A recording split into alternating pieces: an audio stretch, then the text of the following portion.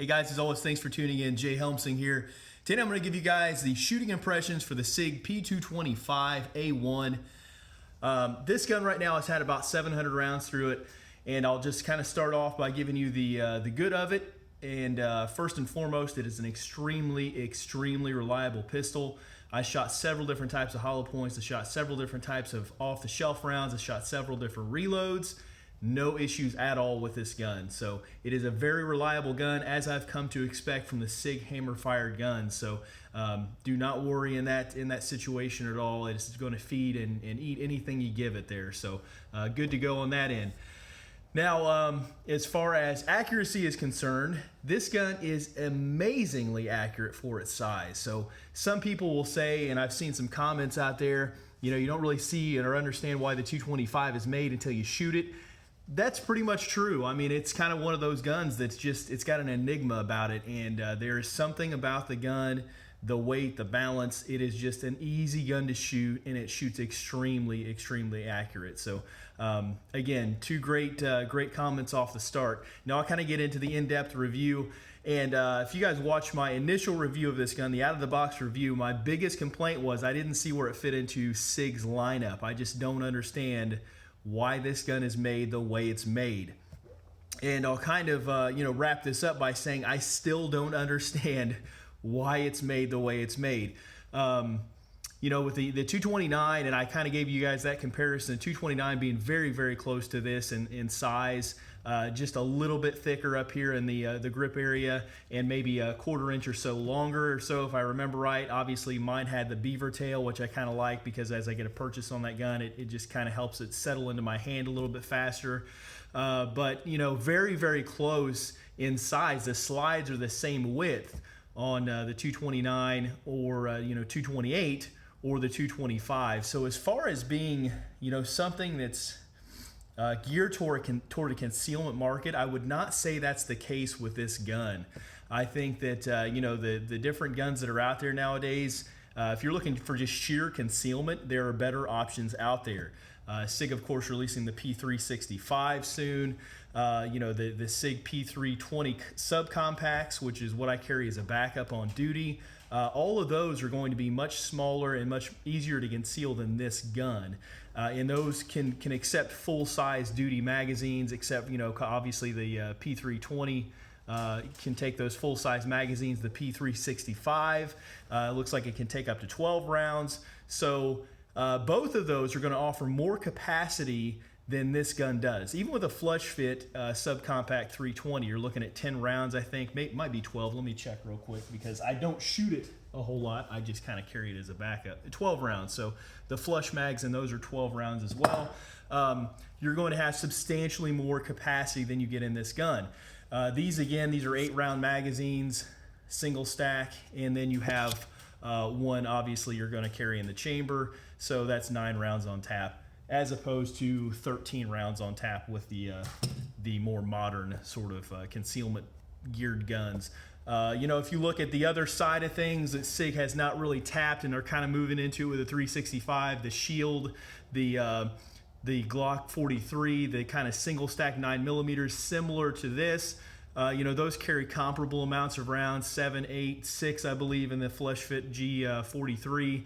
But again, those are much smaller, much lighter guns than this. Those are kind of pocket guns that you can kind of stuff wherever, not have to worry about it. That is not the case with this gun. So it's just a very unique type of gun that seems to overrun into several different markets. And that's why I have a difficult time kind of pinning down where this would fit best. Now, with that said, I'm going to kind of go over this top to bottom as I saw it while shooting.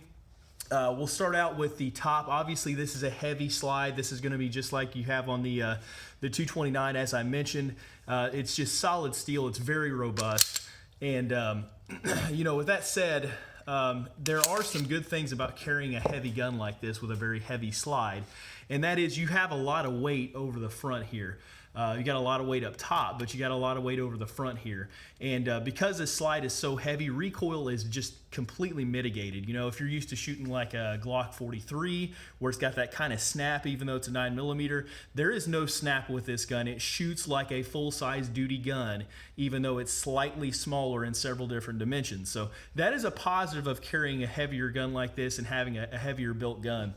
You know, obviously, as we kind of take a look at this gun in depth, you're going to see a lot of similarities, as I pointed out, between this and the 229. I did notice one big difference I'm going to kind of point out, but I changed out these sights for the X-Ray 3 sights. It's just what I'm used to shooting on Sig. So the stock sights are Sig, the night sights, Sig lights, and those are perfectly fine, perfectly acceptable. I just prefer these. I prefer a more obvious dot in the front and more of a blacked out rear, so these work good for me. And again, there's nothing different that I noticed in the slide itself as opposed to anything else you're used to in the hammer-fired Sig sector. Now, moving on, this does not have front cocking serrations of any sort, and a lot of the newer hammer-fired Sigs do. So that, you know, that's something I guess worth pointing out. Is there make or break? Probably not. Lockup with this slide on the frame is very, very good, very solid. And again, just like most Sigs, you've got those full-length frame rails that a lot of people tout as being, you know, kind of an accurizing feature or something like that. I've not noticed it to make a world of difference, but obviously every little bit is going to help in the accuracy department. And I really can't complain any way, shape, or form with the accuracy out of this gun. It is just a phenomenally accurate gun for the package that it comes in. Now, the lower half here, again, I really like the undercut that they did on this. I really like the ergonomics of the gun. I kind of like the length down here. If you notice, as I get a grip on it, this is very Glock 19-ish in size, so I can definitely get all my fingers on there. I don't have an issue gripping this gun, and that's something I also look for in a combat style gun, is something that I can get my hand on easily and that I can shoot in duress and in quick situations where I need to just push it out and start putting rounds down. And that is, this type of gun is something I can do that with, whereas some of the more chunky, like your Glock 26, things like that, they're just kind of an awkward, chunky feel. And for me, as far as getting them out and accurately putting them on target, it's going to take more work and more training for me to do that. Not so much with this. So again, I kind of like the design, the build of it and everything like that. There are just a few things I wish they would have changed in building this gun. Now, the front strap checkering, again, I highly recommend. I'm one of those, I really, really like that. I will get the Sig P-225 Elites and so forth just for that front strap checkering. I think it goes a long way in controllability of the gun.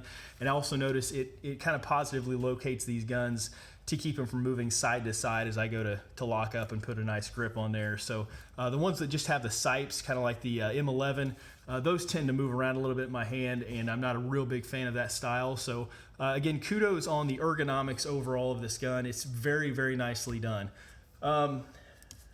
Get this put back together here. And as I'm moving down, I'm going to kind of talk with my first little complaint here.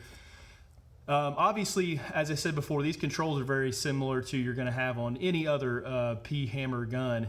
But this right here, these two, they just seem a little bit bunched up. Now, obviously, this is going to have a thinner, kind of a smaller feeling, more of a compact grip than a lot of your P-229s, P-228s.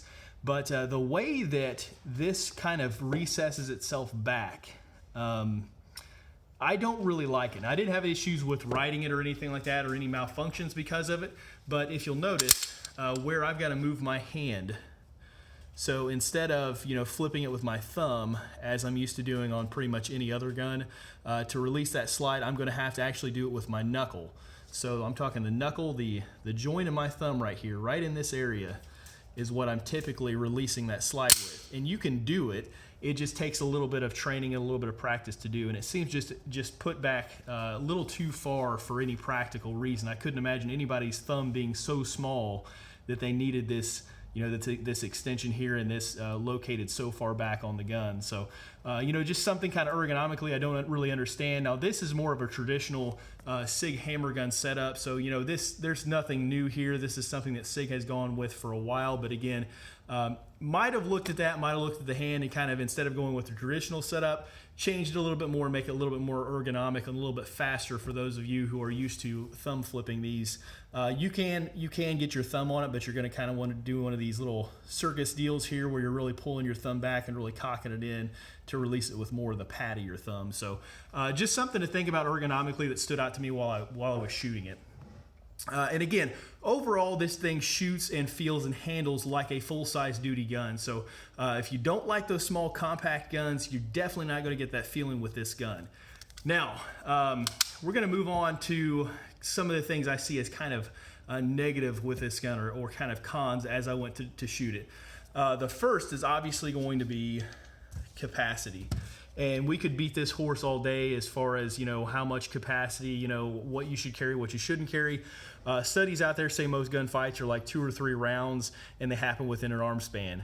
So would this gun, fit your demographics, your standard demographics for a gunfight? Absolutely.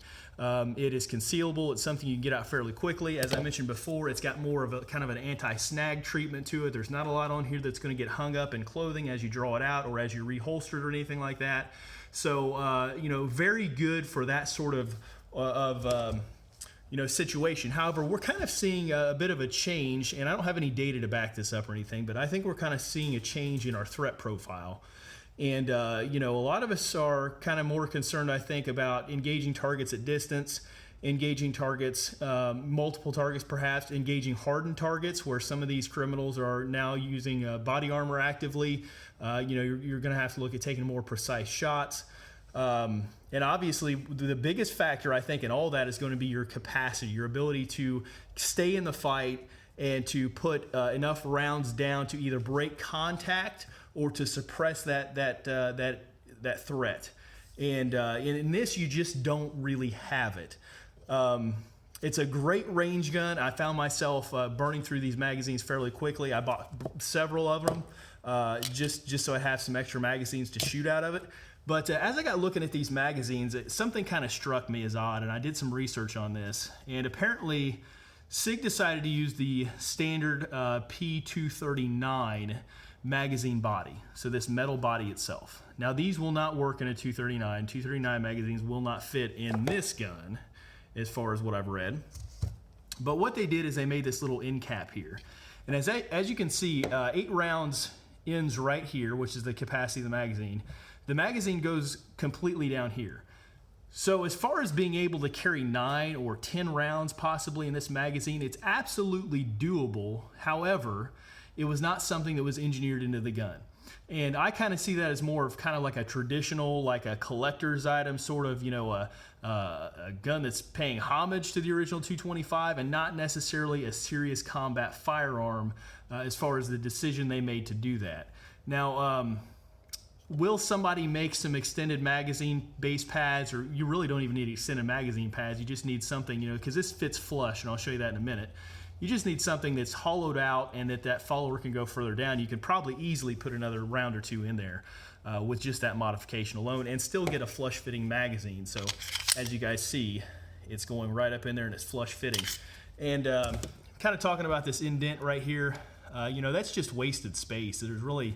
There's not much else to be said for it. So as far as the magazines go, not really impressed. I think if this gun held 9 rounds, 10 rounds, something like that in a magazine, it'd be a little bit more appealing, because then it would get it over that speed bump of having people compare it to a Shield, which is much smaller, or a Glock 43, which is much smaller.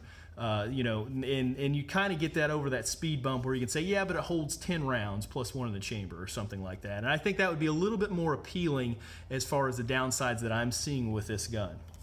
Okay, so that's really all I'm going to say about capacity. That's just, again, personal philosophy, personal use there, and the way I feel about it. And I mentioned before, you guys can kind of stick these single stack magazines anywhere you want. The big problem I did notice was that this little nylon hump they build in there is fairly wide. So if you do stick them in your waistband or something like that, you're still going to have some sharp points, some protrusions that may be digging into you and stuff like that. So they're not as sublime as I thought they might be to conceal. With that said, you could probably easily conceal a couple of these, leave one in the gun, and you still have a decent amount of capacity. You know, again, considering the fact that you're going to have to really practice your reloads, because that's something you don't want to do while being shot at, probably. So, you know, again, that's something that you're going to have to look at with your own personal training and your personal philosophy of use with this gun.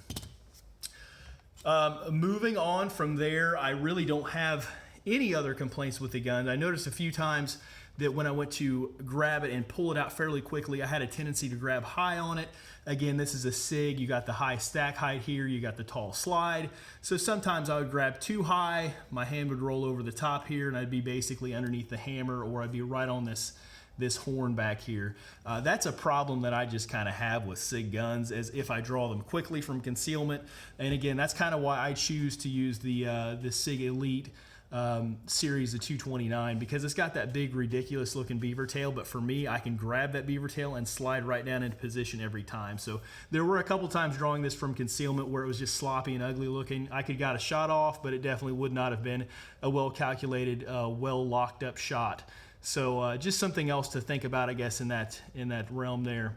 The last thing I'm going to kind of comment on while talking about this gun is something that I praised in the beginning of this video, and that's the weight, specifically the weight of the slide, making it very controllable.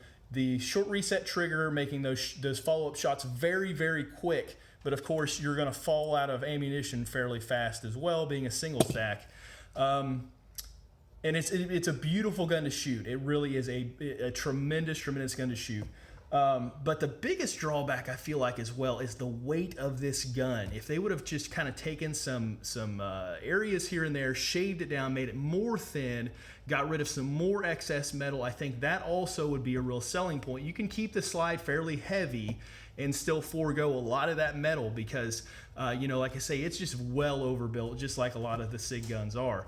But just for comparison's sake, now dimensionally, again, it's about a quarter inch. It's really close to Glock 19 territory as far as that's concerned. It's just a little bit shorter in the muzzle end, and it's about a quarter inch shorter, I believe, in most dimensions from the 229, which is, for me, it's close enough not to make much of a difference. So just to compare, this is the SIG X Carry that I've been using as my carry gun. Obviously, I put the RMR on top of it, which is going to add a little bit of weight, but you guys can kind of see the profile of the gun.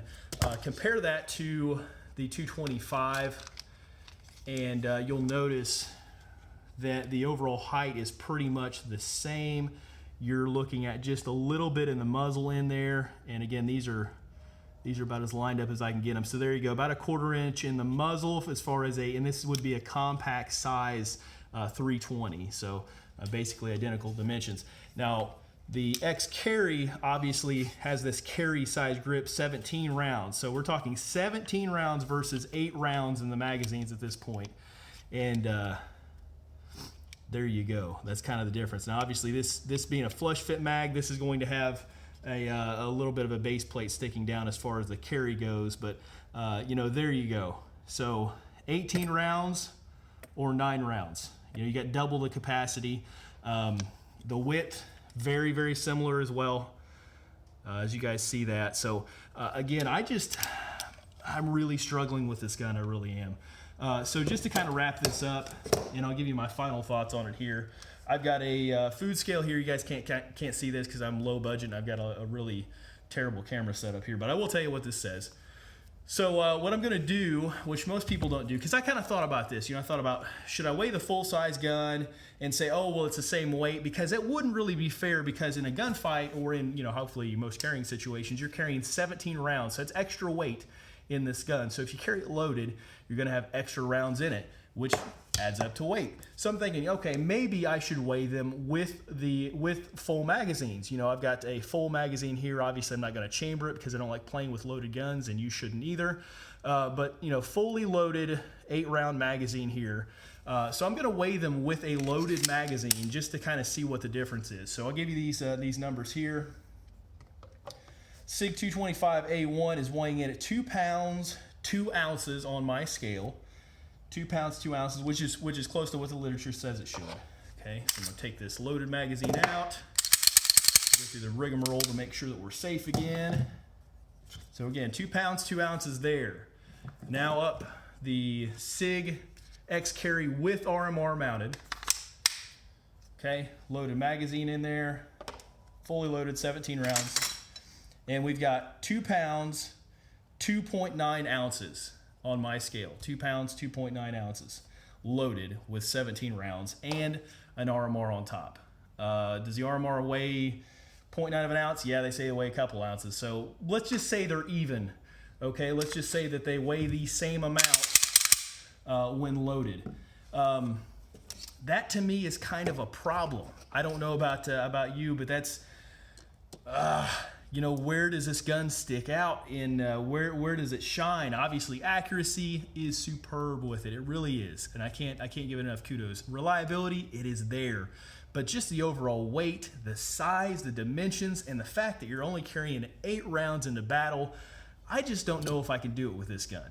And it does have an enigma. I mean, the two-tone colors, the medallions in it, the extra attention to the undercuts and stuff like that. It is a classy, classy gun.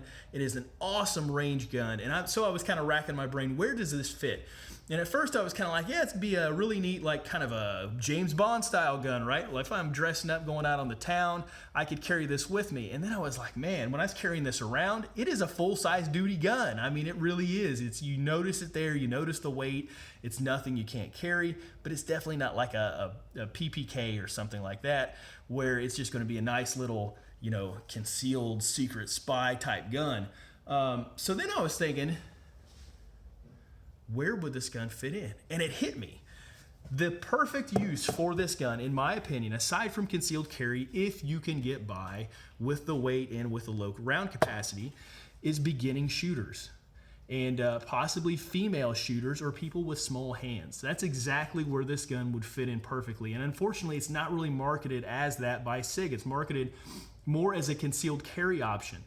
And I kind of say that because I see a lot of people, you know, going to gun stores and things like that, and I see these people who are like, oh, well, you know, you're a female shooter, you want to start out with a Glock 43. No, you don't. Okay, as you guys know, Glock 43s, anything like that, shields, those small guns, they might look cute, they might look easy to handle, but when you shoot them, they're a handful and they're very hard to follow up with. I mean, even with experienced shooters, those are hard guns to reliably put rounds on targets with. You got a very short sight radius. You just don't have a lot of margin for error, things like that. With this gun, you've got a duty-sized gun in a more slim-line grip with a very easy trigger reach. I mean, this is, if you can see my hand there, look how easy I can reach that trigger with a full grip. It's very maneuverable, plus you got the extra weight, which I think you want with a new shooter, because it quells that recoil, it makes it manageable, and it doesn't make the experience scary. So if you have a wife, a child, something like that, maybe you just have small hands yourself and you want to get a nice, reliable range gun that you can take out and shoot, this is your mark right here. I feel like this would fit in perfect for that category, and you would have no complaints, no issues, nothing like that. It'd be a really nice introduction for a new shooter into the world of single action, double action guns, into the world of Sig ergonomics, of Sig stack height, of you know, just the Sig handgun line, because there are a lot of things that transfer from that gun to the other guns that they offer. So that's basically where I saw this gun fitting. Now, like I mentioned, it could fill several other roles, but I think that's what this would be perfect for. So feel free to disagree. I know a lot of you guys out there might carry this or carry the original 225. Awesome gun. I really did like shooting it, and it really does have a lot of reliability and a lot of accuracy for the package that it comes in. So again, guys, thanks for tuning in. Feel free to subscribe, like, comment, share this video. Check out my Instagram, where you'll find pictures of me shooting and also some targets that I shot with this gun, where the accuracy comments are coming from.